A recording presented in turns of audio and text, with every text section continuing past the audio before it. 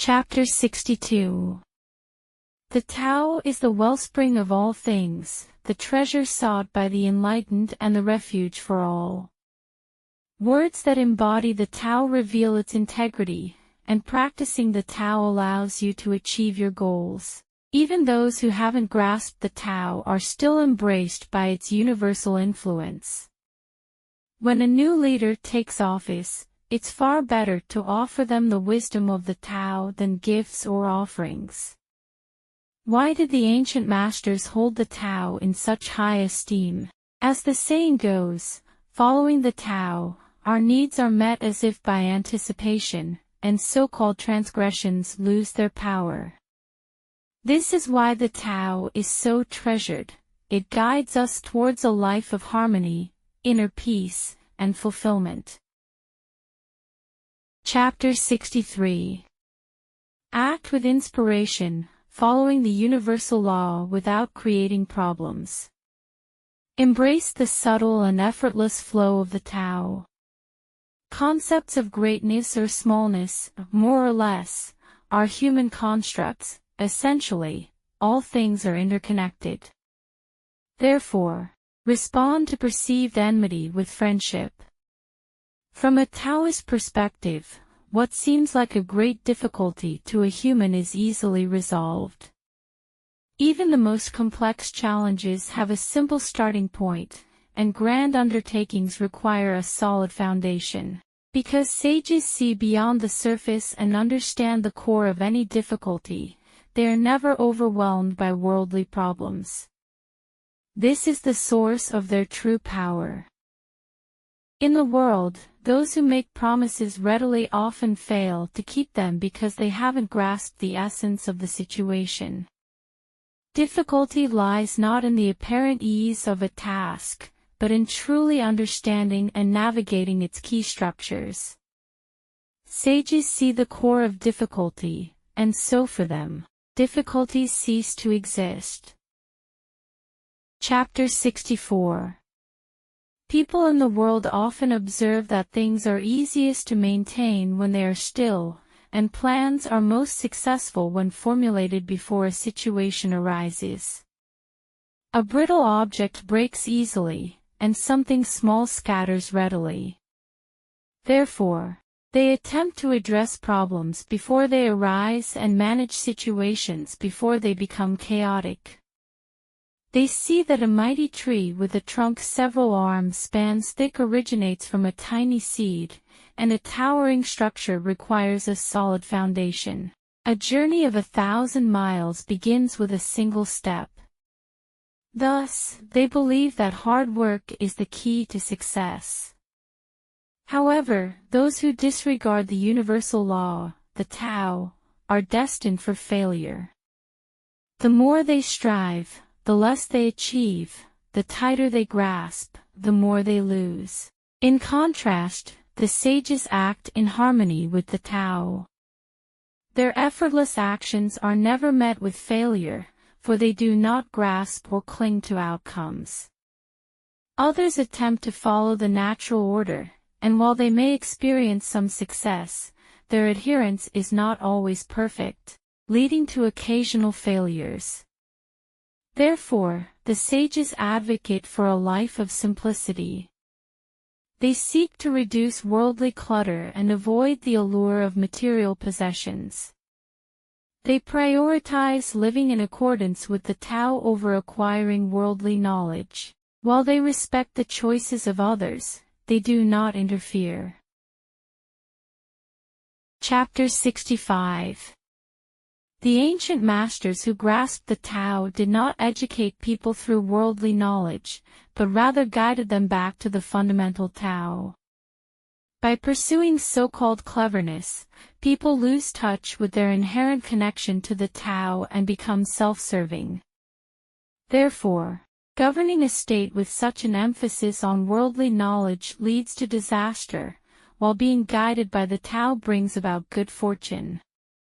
Understanding the distinction between worldly knowledge and the Tao is the core principle, the true embodiment of Taoist wisdom.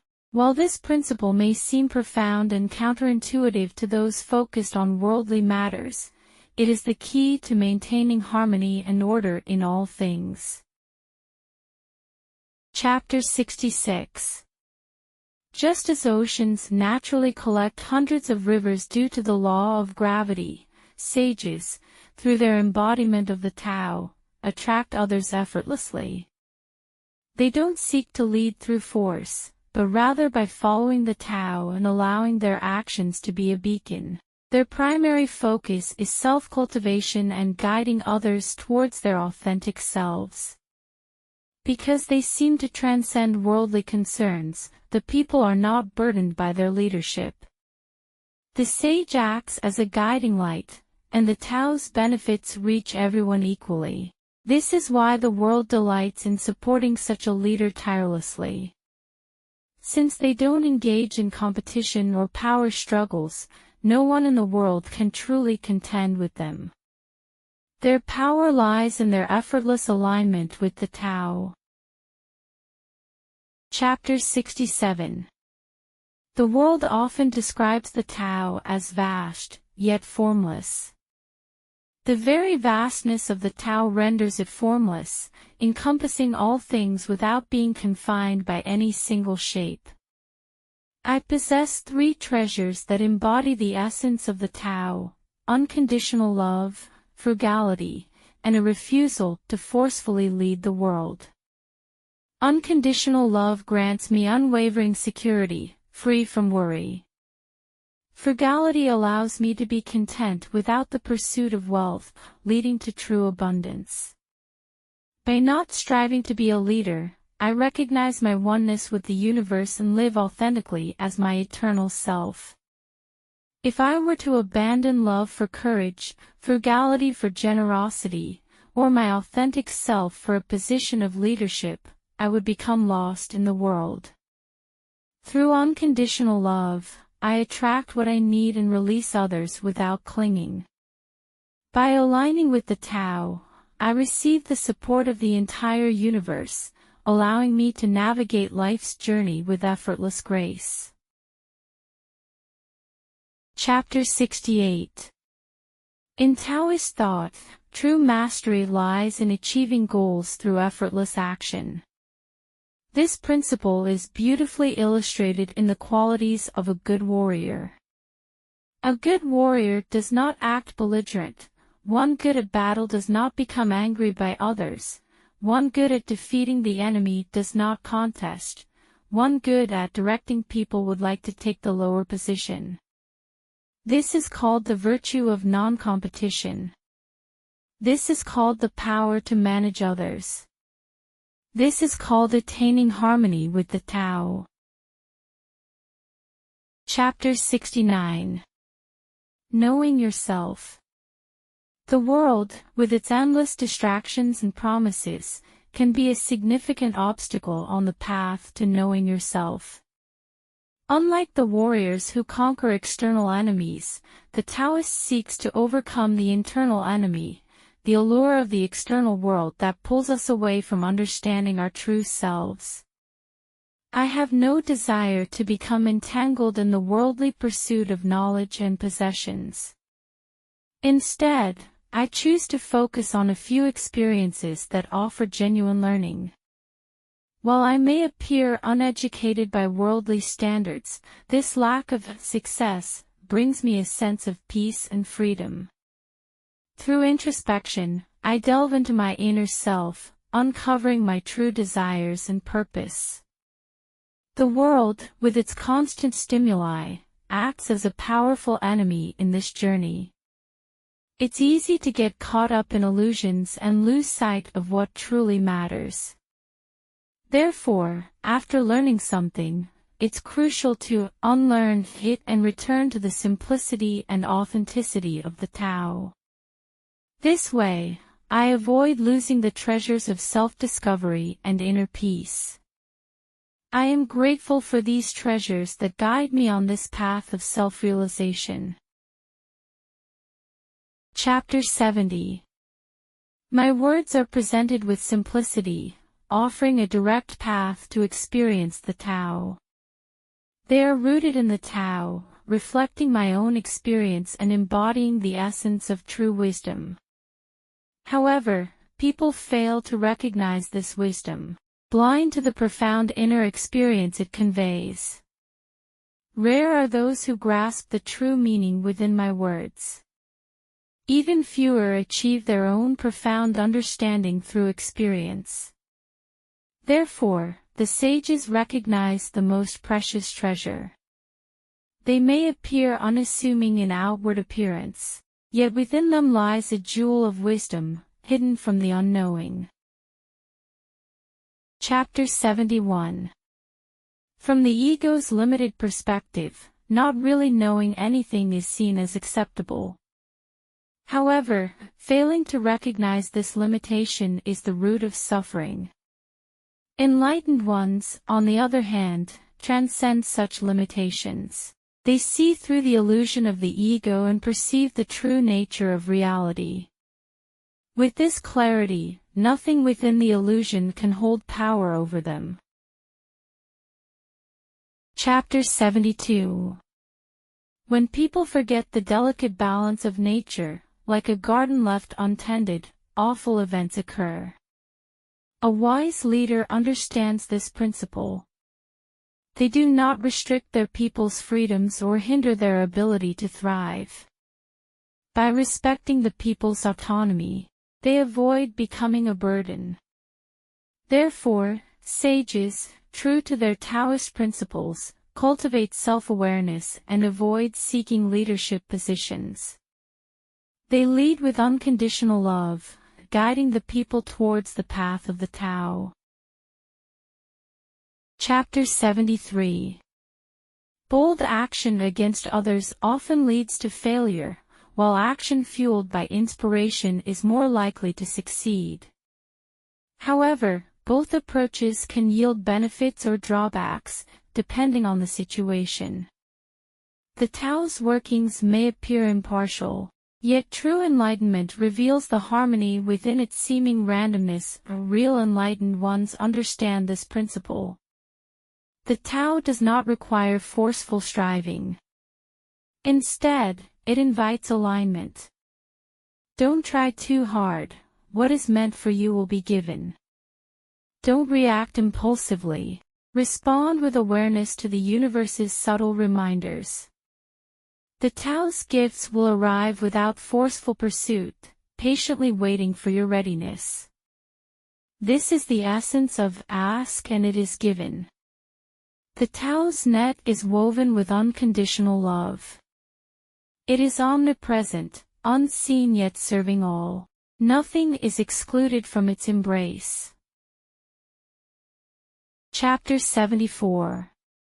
If the common people are really not afraid of dying, how can one intimidate them by threatening to kill them?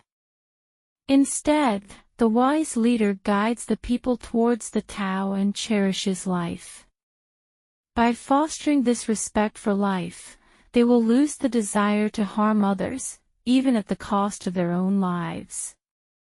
Of course, in cases where crimes are committed, a just and appropriate punishment is necessary. However, it should serve as a teaching moment, not just a retribution.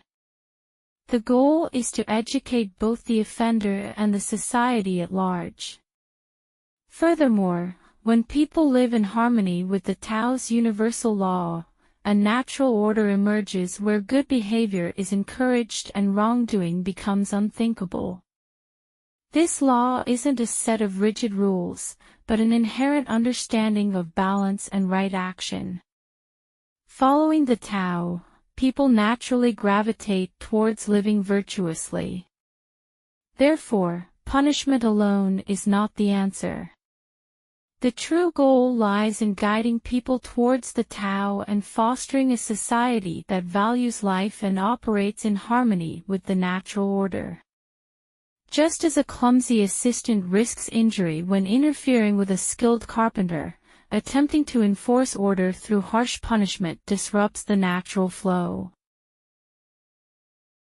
Chapter 75. When people go hungry because of excessive taxes, or become rebellious due to overly intrusive government control, it indicates a leadership that has strayed from the Tao. Furthermore, when people lose respect for life and are willing to die for trivial reasons, it often stems from a society where the wealthy have too much, while others starve. True leadership lies in following the Tao. A Taoist leader prioritizes the well-being of the people and fosters harmony within society. By aligning with the Tao's natural order, they create an environment where everyone can thrive. This approach leads to a happy life experience for all. Chapter 76. At birth, we are all soft and pliable. At death, our bodies become rigid and unyielding. Similarly, plants sprout with supple stems that grow strong, only to become brittle and dry in their final stages. This natural cycle embodies a profound truth. Rigidity is associated with death, while softness and adaptability are the companions of life. An inflexible army invites defeat, just as a tree that cannot bend snaps in a strong wind. These examples illustrate the principle of Wu Wei.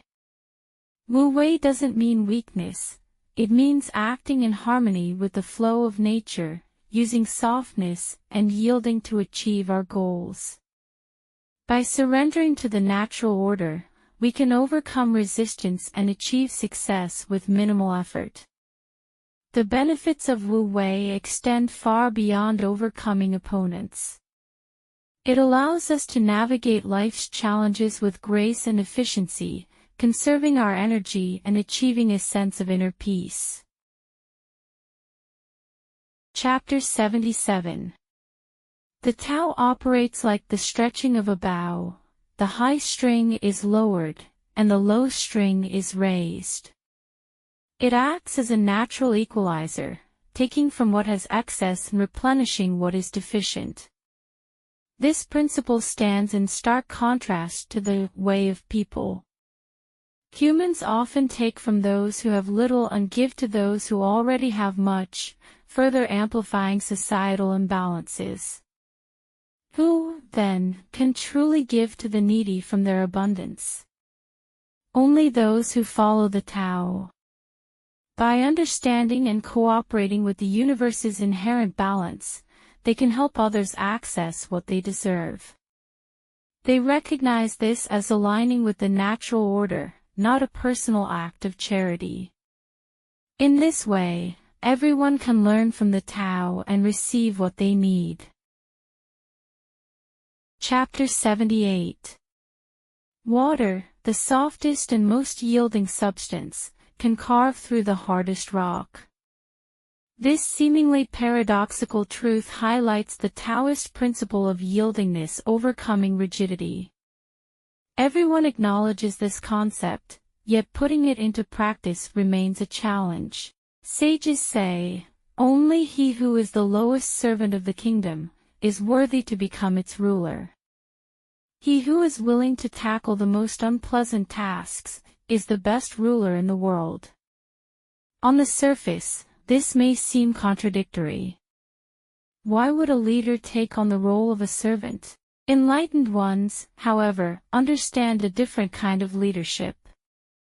They don't seek to control or dictate, but rather to guide and empower others. They know the root of all hardships, so they can help people discover their own inner strength and leadership potential.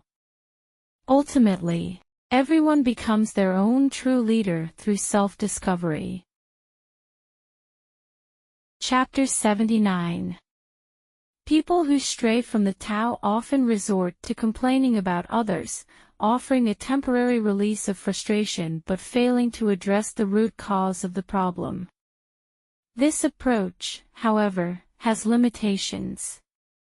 True sages, however, understand Tao's wisdom. They don't waste time assigning blame, instead, they focus on guiding others towards the truth. Through love, compassion, and patient explanation, they help others see things from a Taoist perspective. This empowers individuals to find solutions and navigate challenges on their own. The Tao itself doesn't take sides, it offers its universal principles for the benefit of all. Chapter 80. Lao Tzu envisioned a utopia, a small state with a minimal population. While material possessions are readily available, they hold little allure for the people. They've unlocked the profound truths of life and death, fostering a sense of self-sufficiency and contentment. There's no desire to explore distant lands, for everything they need for a fulfilling life lies within themselves and their community. Though tools for travel and war exist, they remain unused. Instead, the people embrace a simple lifestyle, cherishing their delicious meals, comfortable clothing, and homes brimming with peace and happiness. Neighborly bonds are strong, and a spirit of mutual aid permeates every interaction. This harmonious existence, rooted in Taoist principles, endures. Chapter 81. Words of ultimate truth are not flashy or compelling. Compelling words often stray from this truth. True goodness knows no conditions, while limited kindness falls short of the genuine article. Similarly, the wise and enlightened are not those simply with vast knowledge. Those who accumulate erudition do not possess true wisdom. Sages understand that fostering self-sufficiency in others is more valuable than material possessions. Paradoxically, the more they give and act selflessly, the more they benefit themselves. Their compassion and generosity create a ripple effect, enriching the lives of those around them, and ultimately enriching their own lives as well. The Tao, then, is a path of benefiting others without causing harm. Sages embody this principle by acting without seeking recognition or reward.